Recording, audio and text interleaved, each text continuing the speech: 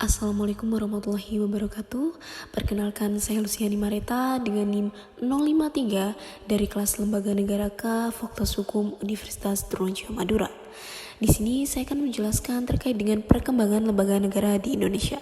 Nah, sebelum saya memberikan opini terkait dengan perkembangan lembaga negara di Indonesia, perlu kita ketahui apa sih yang dimaksud dengan lembaga negara itu.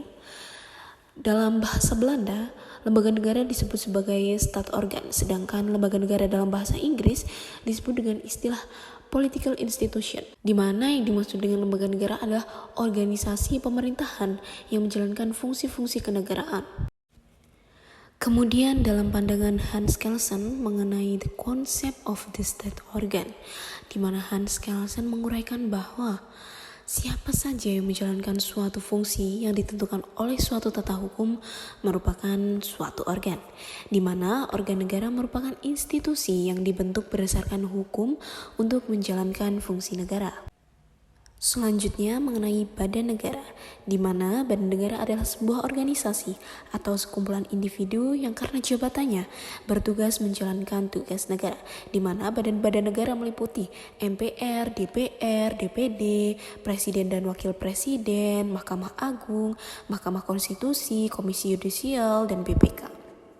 Selanjutnya mengenai lembaga non-negara atau pemerintahan, di mana lembaga non-negara atau pemerintahan ini yaitu lembaga atau institusi yang membantu tugas-tugas khusus presiden, namun tidak termasuk dalam struktur kementerian negara, di mana lembaga tersebut bertanggung jawab langsung pada presiden, seperti halnya Badan Intelijen Negara, Badan Kepegawaian Negara, Badan Pertahanan Nasional, dan lain sebagainya.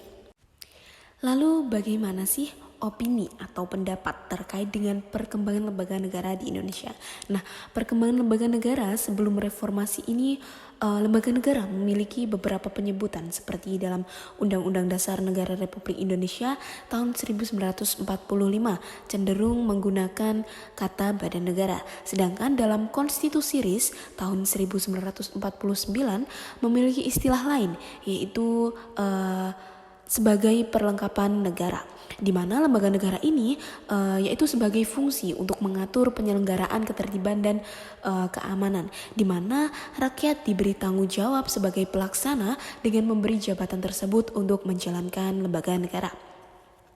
Adapun perkembangan lembaga negara pasca reformasi, di mana tugas MPR itu tidak seperti pada Orde Baru yang melakukan sepenuhnya kedaulatan rakyat, di mana tugas dan wewenangnya sudah bisa dikatakan menurun. Sekian opini atau pendapat terkait dengan perkembangan lembaga negara di Indonesia menurut saya. Kurang lebihnya saya mohon maaf apabila ada salah kata. Wassalamualaikum warahmatullahi wabarakatuh. Terima kasih.